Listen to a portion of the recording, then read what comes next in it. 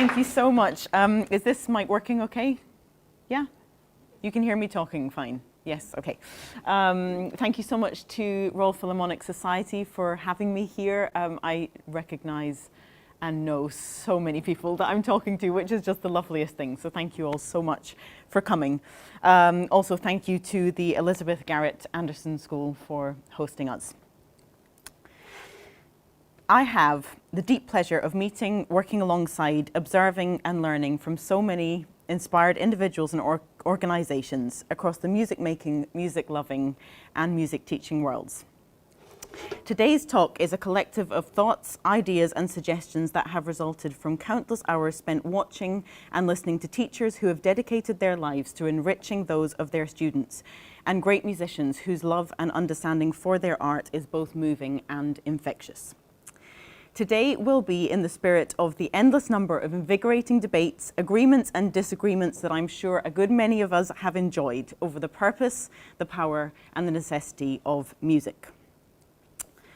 Long ago, when we were instinctual, intuitive beings and much of our deepest intelligence lay in our heightened and alerted senses.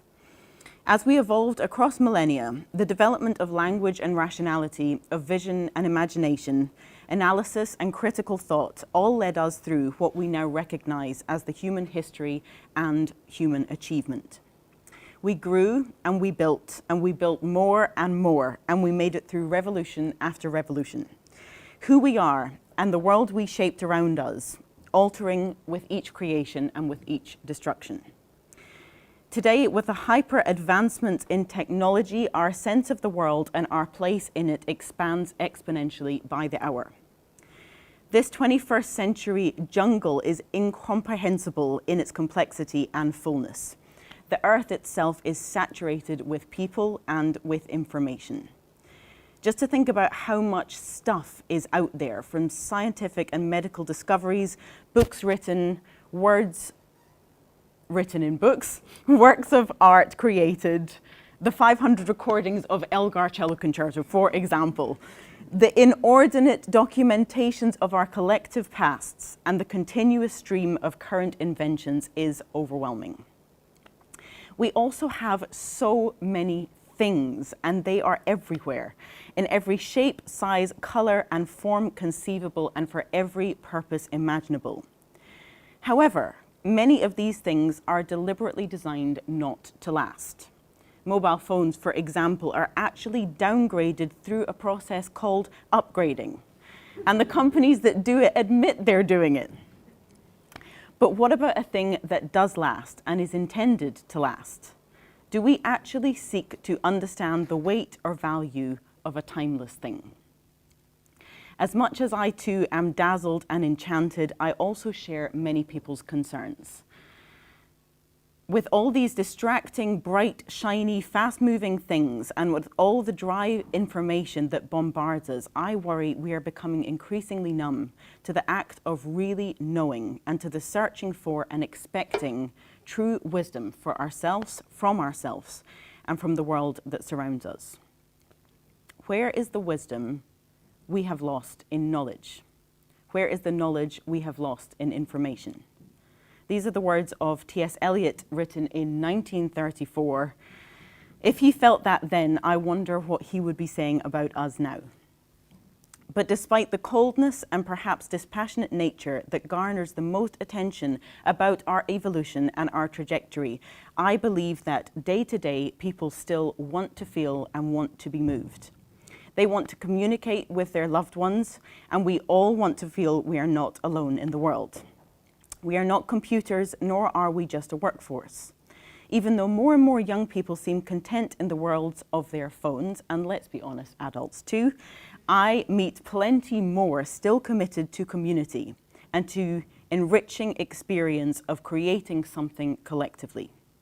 Yes, it's an effort, but that effort is the sacrifice that seals lasting bonds and allows for deeper, more profound and lasting experience. Now, don't get me wrong, I am not bemoaning the present and lusting after the past. The amassed insights, information and resources at our disposal now gives us phenomenal potential for a conscious and deliberate shaping of the direction we wish to go in.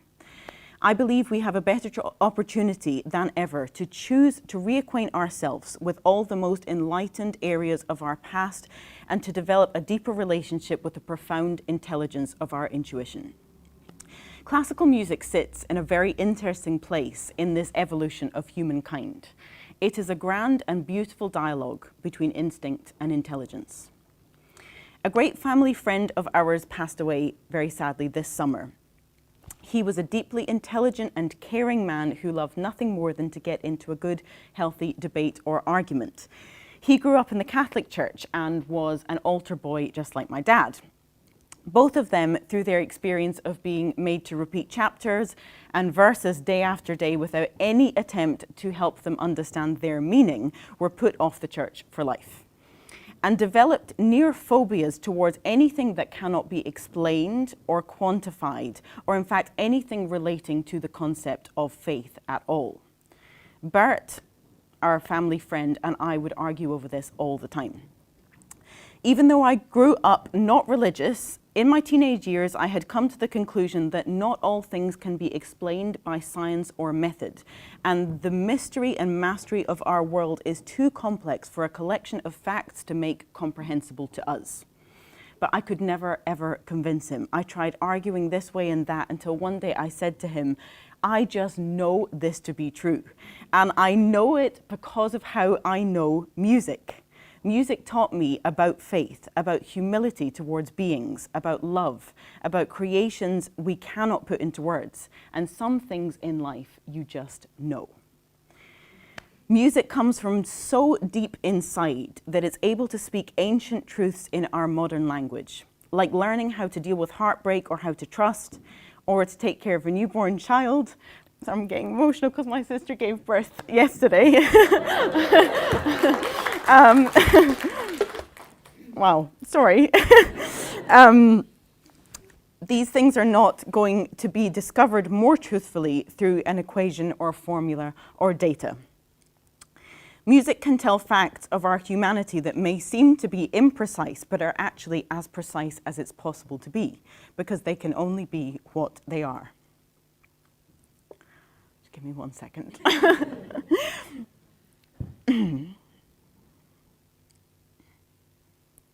This, of course, is old wisdom, but old never means it's less, just because it's old. The teaching and sharing of music is important because, put simply, music is important. Well before it was notated, before it was codified and refined and studied and given names, it was a gift from the depth of one person's soul to another, or the capturing of a moment's emotion, or a lifetime's devotion to God, or simply of improvised expression and a means of communication. It is the art of all things we can't see nor touch. It is feelings and thoughts, offerings of generosity, vulnerability, and openness. It addresses us. It communicates and passes invisible things from people creating sound to people receiving sound. It has the power to capture us, to make us feel many complex things at once. It can lift us high into optimism and accompany us during feelings of hurt and pain. The making of music can be described as healing, as invigorating, as exhausting, as all-consuming. It brings millions upon millions of people together through the basic act of listening, and thousands upon thousands of people together through the act of making melody, rhythm, and harmony in the practice of service, of collective expression. Not only does music affect us in so many unquantifiable ways, there are also so many, many types of music.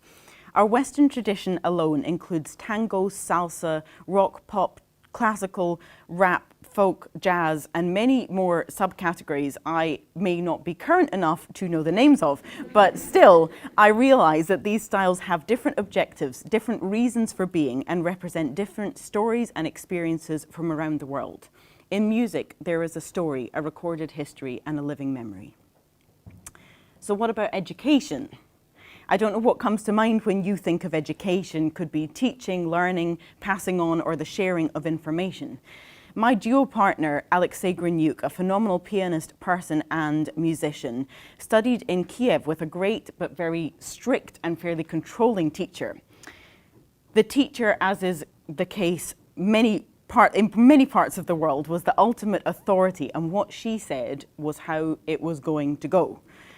He then came to study at the Royal Academy with Hamish Milne and was totally shocked to discover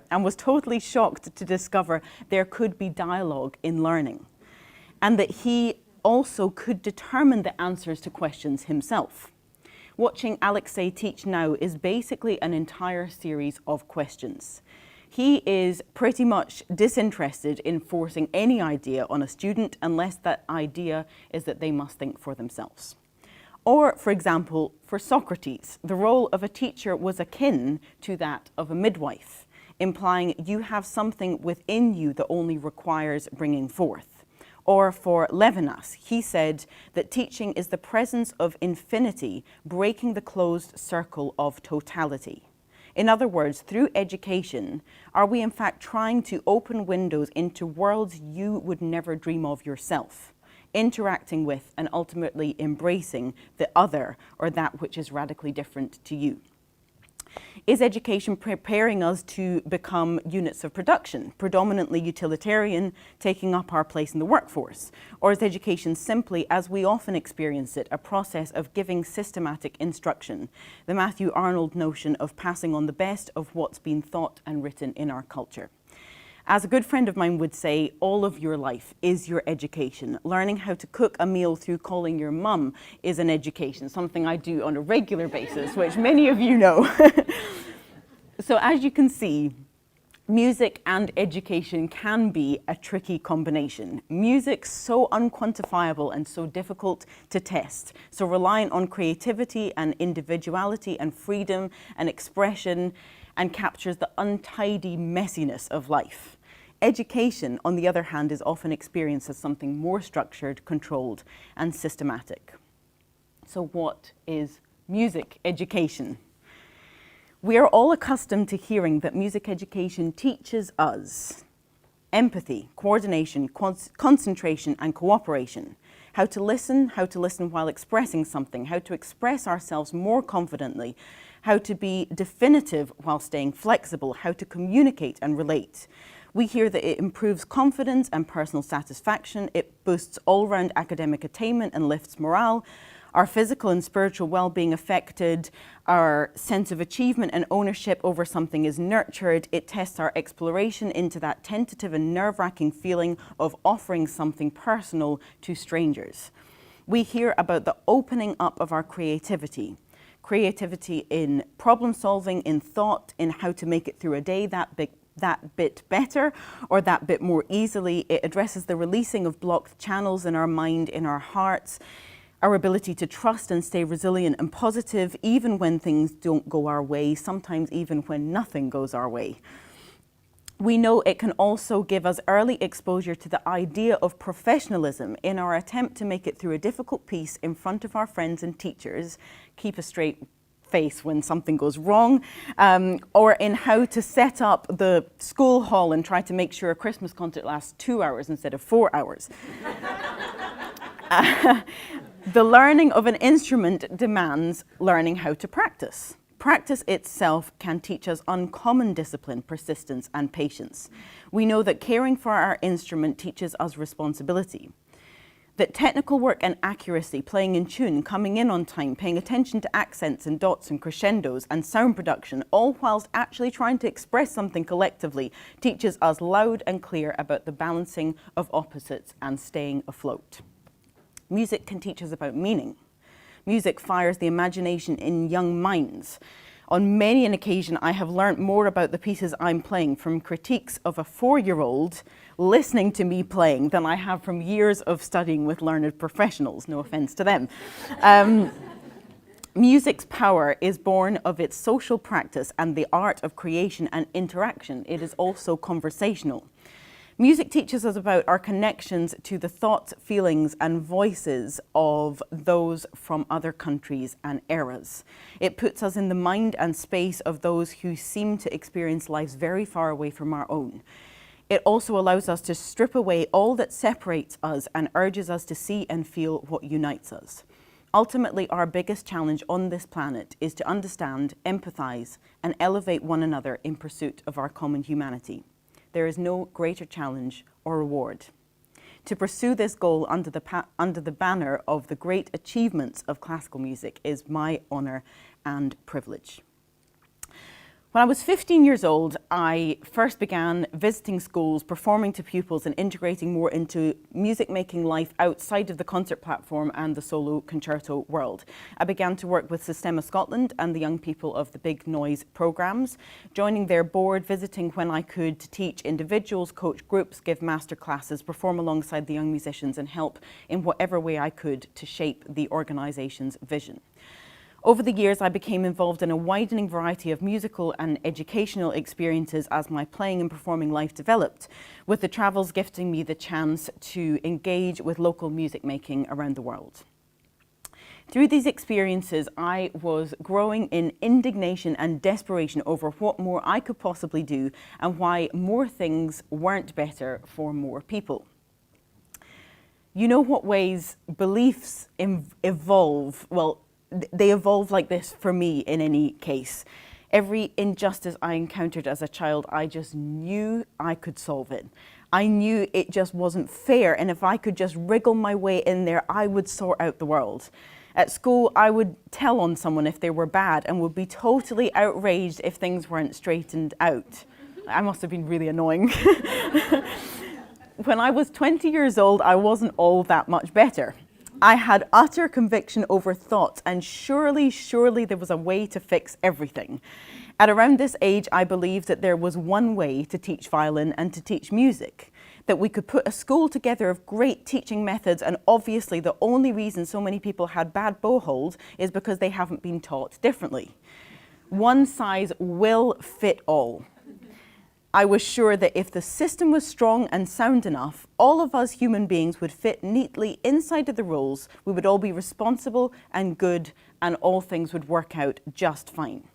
Yes, as you can probably gather, I was naturally drawn to a more left-leaning type of ideology. It just made a lot more sense to me, despite being brought up by two quite conservative parents, conservative-leaning parents. By the time I was 26, a lot of that self-righteousness had mellowed, and all the listening and watching and observing had, I think, done me some good. Hearing the likes of Richard Holloway, who founded Systema Scotland, say, "Knowing you don't know and being deeply uncomfortable at all times is the only honest place to be," was starting to hold more truth. I began understanding and accepting the unruly, chaotic nature of human and societal trends, accepting that even though unscrupulous behaviour surely could not take place in the likes of schools or hospitals or charities, it can, and it does. I painfully realised that, desire as you might, you cannot control another person. You cannot stop people from fighting that want to fight, and you cannot force love that isn't there. You cannot even force sound out of your instrument. Anyone who knows anything about the violin knows that if you force, you get a moody teenager screaming back at you. It was at around this time I co-produced my very first truly large-scale workshop. It took place in Glasgow City Halls, managed by the wonderful Sven Brown and his team at UNESCO City of Music. I had too many big ideas, and Sven and his team did an unbelievable job of making as many of them as possible a reality.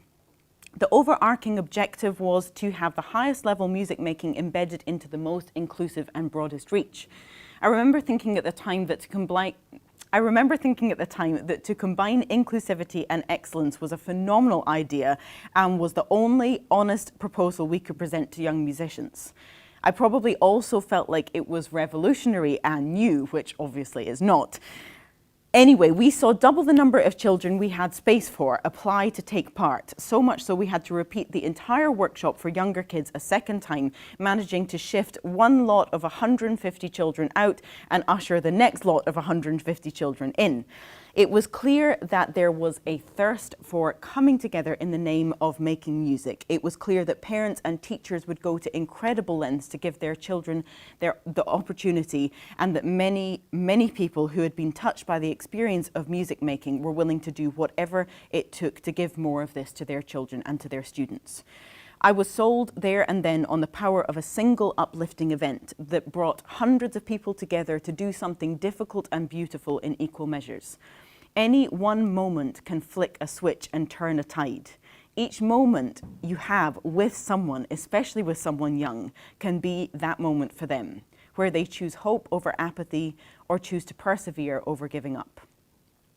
Over the next 5 years or so, I continued asking questions, listening, learning, collaborating with teachers and charities and individuals committed to the betterment of education and of music education. It was an unbelievable period of discovery, both good and bad. I saw a huge amount of inspiring teachers engaging their students with no sacrifice on quality, teachers with inquiring minds, swapping details at the end of sessions, teachers supporting teachers, and an abundance of collaboration, connectivity, and energy. I saw children all over the world playing the music of all composers under the sun. I was actually just reminded the other day of playing at a primary school in London and a 5-year-old asking me what was the first piece that I ever learnt. I had my violin out, so I played the first few bars of Twinkle, Twinkle, Little Star, and the entire school of children spontaneously burst into song. It was so cute. I heard the most uplifting, ingeniously named E-string concerto played by the Year 2 children of Jubilee Primary School. I played alongside 1,200 kids from the local authority music services across Scotland, and I literally mean played alongside them. It was the Glasgow Royal Concert Hall filled to the brim of children with instruments. I saw great teaching and playing regardless of level. You can play open strings masterfully. The more I looked, the more excellence, ingenuity, creativity, dedication, resilience, and unbelievable steadfastness in both teacher and student I encountered. Creativity in how to keep children engaged and participating, on and on and on. But I also encountered a number of programs run by extremely well-meaning musicians striving for social change through music, and oftentimes seeing a situation where the role of counsellor was adopted more than the role of music teacher. I, on occasion, encountered a type of patronisation of young children from disadvantaged backgrounds. Tutors thrilled if 15 children played open strings roughly together with no pride or enjoyment or expression or even good posture. I encountered too many children that were demotivated because they knew they were sounding bad on these very, very tricky instruments. I saw lackluster music teachers and students worn down by years of zero celebration of their work, continuous battles to hold on to the tiny resources they had, and feeling like they're pushing against a culture that only celebrates music sold like addictive candy. This can be a distressing sight, especially for someone who believes so deeply in the profundity of music and more broadly in music making and music teaching being vital to a first-class education. All this time and all this experience allowed for a deepening in understanding of the picture of people's interaction with music in this country and abroad, and a building of relationships with all walks of musical life. Over this last year, I have begun work on my own foundation in order to try to increase the impact that I and the people I work with can make on our national education. Our vision is that we strive to unite the world of music education and create as many explosive and life-changing experiences for students and educators as possible. By fostering excellence in performance and listening, we want to elevate music participation on all levels. We intend to help shape a future landscape in which high-quality music and music literacy is valued. We believe supporting and inspiring the teaching community will create more confident, creative young people, which will enrich our way of life. We envision a more meaningful role for music in education settings, and to that need are committed to uncovering, sharing, and celebrating the best practices in music. Our ultimate destination is an empowered society that is more creative, enlightened, and fulfilled. Now, I can tell you that already we have been criticised for being too grand and large in our objectives and for being too broad. People have suggested, why don't you, for example, just create a new teaching system for, not that that's a small thing to do by any stretch of imagination, but for, let's say, violin beginners, or go to one particular town and focus there. The reason we are doing what we're doing is because we're not trying to reinvent the wheel or trying to create a bang with something totally new. We believe in working alongside the people and institutions that have been committed to this cause over time. We're dedicated to uncovering and highlighting the very strongest and most revolutionary of them, communicating with them and empowering them and helping to make their voices heard and their methods known, creating a phenomenal aggregate of skills and energy and expertise. We are not interested in one name or claim or new label for how to teach or practice or enjoy music. We wish to be everywhere and nowhere at the same time and are interested solely in the experience of music being as widespread, high level and impactful as possible. So looking into the future, I'd just like to set out a few ideas, starting with a general creative vision. I do believe that we can look to revitalise the space of musical education as being the place for creativity, for making mistakes, for boldness, expression, freedom and exploration. We can invent new, fearless, more inclusive, ambitious and truly enriching environments which can in turn help mould the future of music making for professionals and amateurs, participants and learners of all age.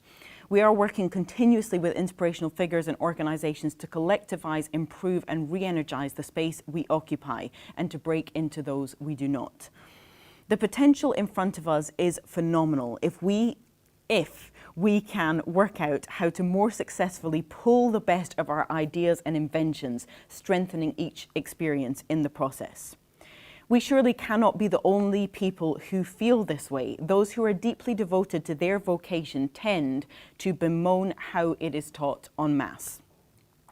We have all heard the same from mathematicians, linguists, scientists, and medics. But I'd like to propose that music can lead the way with new ways to raise experiences and standards. We can be at the forefront by having the most passionate advocates for music deeply embedded into the educating of it. The way I like to look at any type of reinvention is that all of this has been invented anyway, whether it's violin techniques or the notion of conservatoires, the fact of 60 musicians playing together and reading the fact of... Let me just say that sentence again.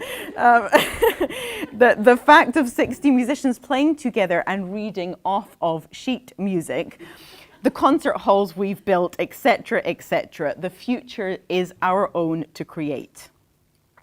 Driven by my experience over the years and our conviction over the power of singular mass participation events, we are continuing with this model by delivering workshops throughout the year and across the country.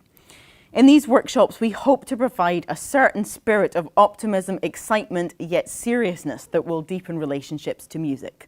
We will focus our efforts equally on young musicians and on teachers, covering a whole range of ages and stages, from non-musicians who will receive general musicianship classes to beginners to the most advanced young people. We have also developed an ambassador program for young people studying at conservatoire or university in our efforts to encourage in music students of the highest calibre a new respect for and excitement towards educating the next generation. The preparation for our first two workshops taking place in January in Glasgow and London are well underway and places are already full. We have worked meticulously with partner organisations, charities, music hubs and music services, orchestras and concert halls to ensure we have reached as broad a range of participants as possible. We've recently collated some data predictions on next year alone and are proud to share that in Glasgow, London and Dundee we will reach over 1,000 young people and 300 teachers from over 500 schools across 30 of Scotland's 32 local authorities and 30 of London's 32 boroughs and 47 local councils in England. Approximately 70% of the young musicians participating in the workshops attend state schools and we are engaging with a huge range of backgrounds. Looking further ahead in 2020, we will engage at least 2,000 string players, 1,000 string teachers, 600 primary classroom teachers, 600 children in general musicianship sessions, and reach a further 5,000 primary school children through our schools' workshops. The timetables for these workshops have been worked and reworked and reworked, and I know there's a few people in here that know how they've been reworked. We have consulted widely and will be covering topics with both young people and teachers, such as the physicality of playing, technique, well-being, both physical and mental, specific exercises on empathy, on collective listening, singing and breathing, fundamentals of the likes of the Kadai method, creativity, improvisation, conducting, the list goes on and on and on. We are motivated and inspired daily by the incredible team of tutors and musicians working with us, and are already seeing the phenomenal potential when an aggregate of ideas and skills are embraced and showcased loudly and proudly. Of course, we will be working on the nitty-gritty of playing string instruments. We will be trying to do entirely away with scared, stiff playing. String playing is potentially the worst for that, in seeing young people that do not move, nor do they breathe. They just, like, amazes me that they actually stay conscious. But here's an interesting point. String instruments, along with the voice, have the greatest potential for mass participation. They are also, unlike voice, quite possibly the hardest group of instruments to master and to sound remotely decent on. I know that oboe players would be fighting me on that, but an aside worth mentioning is that I don't believe nor advocate for the entire country to be learning to play string instruments, and I think that's worth stating at this point. One, it's not possible, nor practical, nor desired. Two, I just don't believe it gives the best of music participation experience to every child. That said, given you can have so many people playing the violin at once, it would serve us well to better understand its intricacies and give as many young people as possible the best chance of having a positive experience with a string instrument. I truly believe that we can do this better. We will tackle head-on the physicality of playing, largely focused on general body movement and how it connects to the rise and fall of sound, the drama of notes, the storytelling that requires animation and breath, emotion and feeling to freely run and race through your body. Even if that means what comes out is less than perfect, who are we trying to be 100% perfect for? Are we all en masse trying to win a virtuoso competition? Yes, okay, stuff sounds better in tune and with a great sound. But when you forego and sacrifice all sense of freedom and expression for that, for my money, it is absolutely not worth it. Especially because so few of us will play truly perfectly anyway. I mean, there's like 5 violinists in the world that nearly play perfectly. But especially because so few of us will, oh no, I've said that already, sorry. And with more freedom, relaxation, trust and intuition, as long as it's coupled with seriousness and some practice, we actually in the end have a higher chance of not only sounding more expressive and like we're really meaning what we're playing, but we also have a higher chance of actually playing in tune and of our sound breathing and having resonance and clarity. You see, because physicality is music, music is technique, and technique is physicality.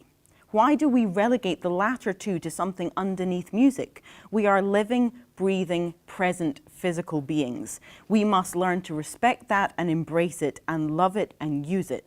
If our senses are starved of oxygen and space, to make music is an uphill battle that far too many of us conclude is simply not worth the effort. Getting our message across to the wider world. Too much of the prominent public dialogue is negative. Our dream is to create such excitement in mass numbers that more and more personal stories resulting in children and more personal stories resulting in children, teenagers, schools, teachers and parents alike joining forces to say, we want this in our lives and we are not willing to give it up.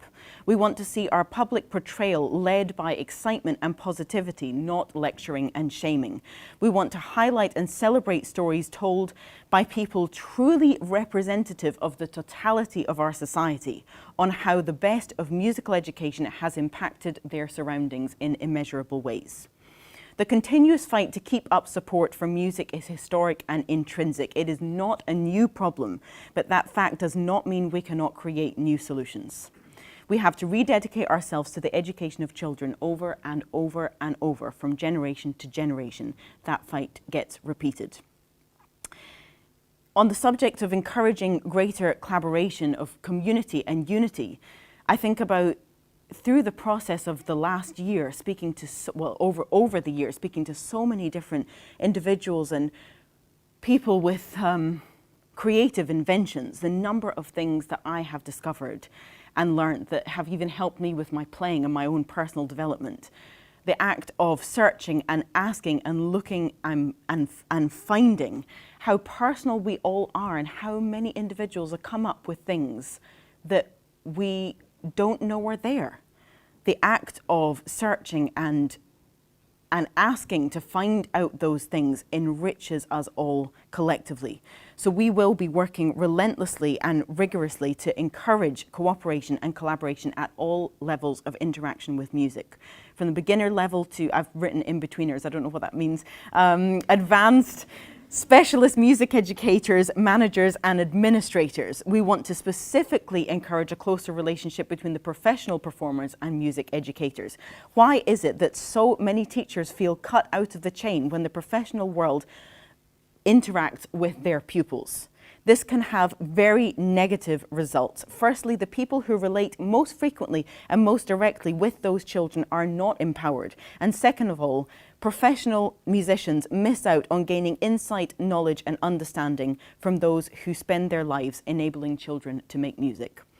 We aim to develop practices of facilitating, sharing, spotlighting, and matchmaking to become a trusted source of impartial advice, making connections and celebrating others' work. We want to avoid a culture of protectionism and are keen to share good practices as widely as possible. Now, if I return to the values and benefits of music education listed earlier, these can, I think, be roughly broken down into 4 categories.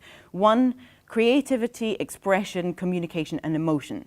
2, work, perseverance, resilience, discipline, and consistency. 3, cognitive development. 4, community, teamwork, listening, empathy.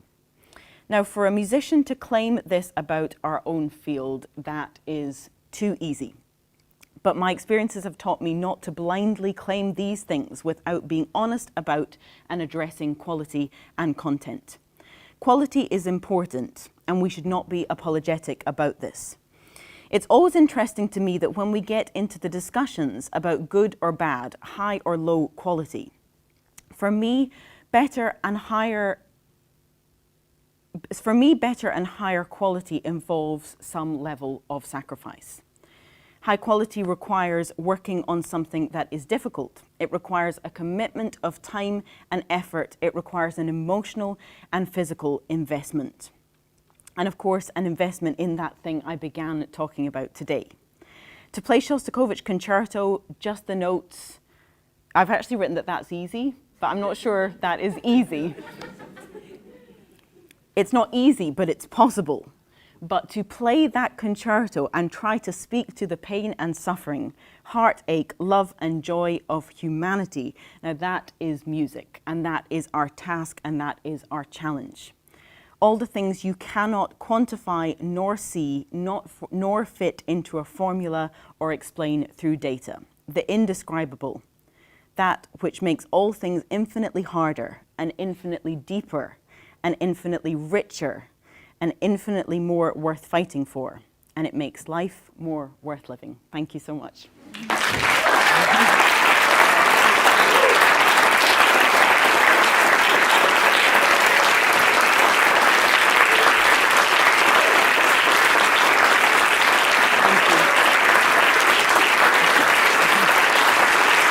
Thank you.